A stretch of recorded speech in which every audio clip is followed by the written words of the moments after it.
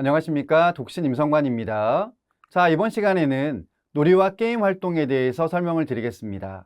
다양한 독후 활동에 대한 이야기를 드리고 있는 중인데 이번 시간이 그 마지막이 되겠습니다. 자, 우선 놀이와 게임에 대한 개념부터 정리를 해보자면 다음과 같습니다.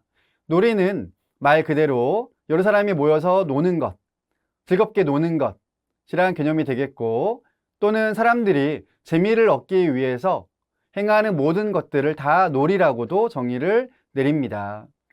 그리고 이어서 게임은 규칙을 정해놓고 승부를 가르거나 혹은 유의를 목적으로 하는 놀이. 그런데 이제 여기에는 운동 경기라든가 시합도 포함이 됩니다. 왜냐하면 놀이와는 다르게 규칙이 있고 승부를 나눈다라는 부분 때문에 그렇습니다. 그래도 두 개가 굉장히 비슷하게 쓰이고 있죠. 네, 큰 차이가 없게끔 쓰이고 있는 단어들이기도 한데 굳이 구분을 지어보자면 방금 이야기 드린 바와 같은 차이가 있다라고 구분을 지을 수가 있겠습니다. 자, 이어지는 내용은 놀이의 발달 과정에 대한 부분인데 2개월부터 2살 때까지는 감각 운동 놀이를 한다고 이야기를 합니다. 이를테면 아이를 낳아 키워보신 분들은 아시겠습니다만 손에 잡히는 것들을 다 입에다 갖다 대는 이런 것들이 다 감각 운동 놀이라고 이야기를 할 수 있겠죠. 그때부터 이미 시작이 됩니다. 즉 감각 발달을 위해서 놀이를 한다라는 맥락이 되겠고요. 그 다음 2세부터 7세까지는 상상 놀이를 한다라고 나와 있습니다. 네, 조금 더 나아가는 측면이 되겠죠.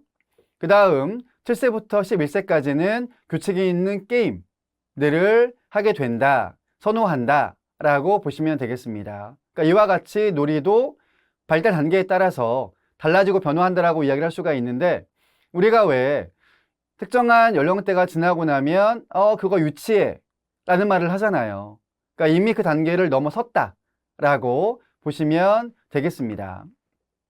자, 그 다음 이어지는 내용은 놀이가 왜 중요한가, 얼마나 중요한가에 대한 측면인데, 놀이 속에서 언어를 우리가 쓰기도 합니다. 즉 누군가와 상호작용을 해야 되기 때문에 언어를 쓰게 되는데, 이는 특히 아이가 세상과 소통을 하고 자기의 생각을 표현하는 도구가 된다 라고 이야기를 하고 있고요. 그 다음에 놀이는 문제 해결 능력을 키워준다, 그 다음 나아가서는 자신감도 길러준다 라고 이야기를 하고 있습니다. 자, 그리고 비슷한 이야기이긴 한데 게임은 우리가 잘하는 것에 에너지를 낙관적으로 집중시킬 수 있는, 또 즐길 수 있는 기회를 만들어준다 라고 이야기를 하고요. 또한 나아가서 사회적인 유대감 형성에도 도움이 된다 라고 이야기를 합니다. 그러니까 왜냐하면 물론 게임 중에는 혼자 하는 것도 있겠습니다만 거의 대부분은 함께 하는 것들이지 않습니까? 그렇기 때문에 당연히 이제 그 안에서 유대감이 만들어진다 라는 맥락의 내용이 되겠습니다. 다시 한번 놀이와 게임의 중요성을 정리해보면 다음과 같습니다. 첫 번째, 사회적인 기술을 배울 수가 있다. 그리고 승과 패에 대한 인정도 배울 수가 있는 거죠. 그러니까 즉, 늘 이길 수만은 없습니다. 물론 항상 지는 것도 아니에요. 따라서 그러한 과정을 통해서 어떨 때에는 이기지만 질 수도 있다. 또 질 때에는 깨끗하게 승복을 하고 또 이긴 팀을 축하해주는 그런 맥락들을 배울 수 있다라는 이야기가 되겠습니다. 그 다음 두 번째, 승리 혹은 성공을 하게 되면 자아 존중감이 높아진다 라는 맥락이 되겠습니다. 즉 내가 이겼어, 내가 해냈어 라는 측면에서의 뿌듯함이라고 이야기를 하면 되겠고요. 그 다음 인지적 그리고 신체적, 특히 대근육, 소근육 이런 부분들이 발달을 한다라고 이야기를 할 수가 있겠고, 그 다음 정서적, 나아가서 창의력, 상상력 발달에도 도움이 된다라고 이야기를 하고 있습니다. 따라서 이와 같이 상당히 많은 측면에서의 효과가 있기 때문에 놀이를 안 할 수가 없다, 놀아야 된다라는 맥락인 거죠. 그래서 왜 많은 분들이 자녀들을 키우시는 부모님들에게 아이들을 많이 놀게 해주세요 라고 이야기를 하지 않습니까? 그런데 워낙 요즘에는 어릴 때부터 학원 등등에 다니느라 시간이 없어서 놀지를 못합니다. 또는 누군가와 놀아야 되는데 놀 사람이 없습니다. 그래서 오죽하면 놀게 하기 위해서 돈을 내고 어딘가를 보내지 않습니까? 그러니까 이를테면 태권도도 그런 맥락일 수 있고 뭐 축구 교실 등등 다 마찬가지입니다. 과거에는 상상할 수가 없었던 일이죠. 그저 집 앞에 넓은 마당이 있어서 나가게 되면 거기에 아이들이 모여 있고 놀고 있기 때문에 언제든 그냥 나도 껴서 놀면 됐는데 지금은 놀이터에 가도 아이들이 없습니다.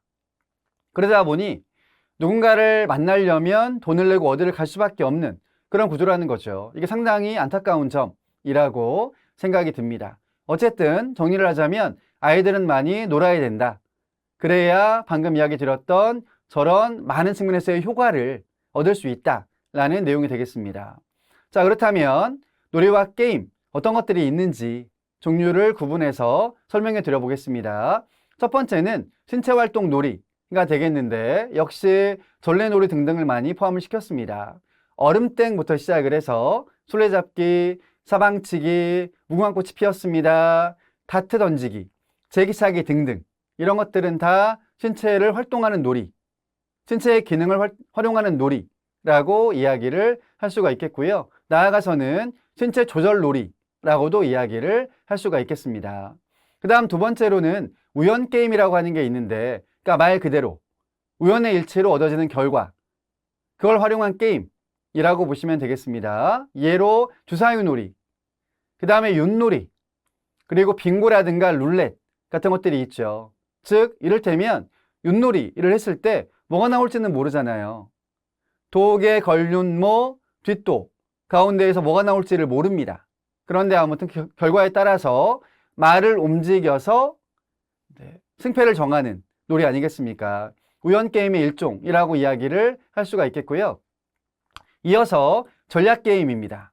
오목이라든가 바둑, 장기, 체스, 카드게임, 햄버거 보드게임 등등이 있는데 이런 것들은 다 전략게임이라고 이야기를 할 수가 있겠습니다.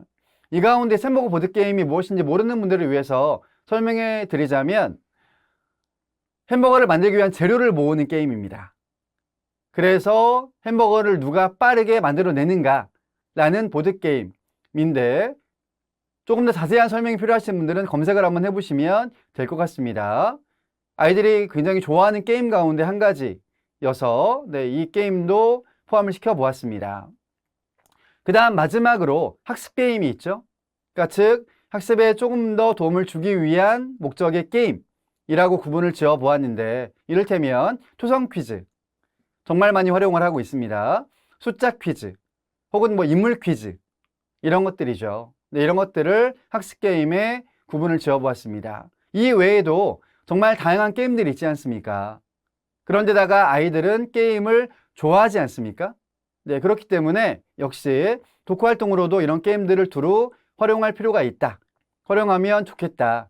라는 맥락에서 설명을 드렸습니다. 이상과 같이 다양한 독후 활동에 대한 설명을 드렸는데 이 외에도 너무나 많은 것들이 있고요. 사실 제 설명들은 정말 원리를 알려드리는 정도, 그리고 몇 가지 방안들만 제시를 하는 정도에 그쳤습니다. 그렇기 때문에 이런 내용들을 바탕으로 여러분들께서 얼마나 응용을 할 수 있는가 라는 부분이 결국엔 또 다른 차이를 만들어낼 것이다 라고 생각이 듭니다. 열심히 방안 모색을 해보시고 그리고 독서지도 전략도 성실하게 설계를 해서 정말 도움이 되는 그런 내용으로 지도를 해 나가시면 좋겠습니다. 자, 이상 내용은 여기까지입니다. 감사합니다.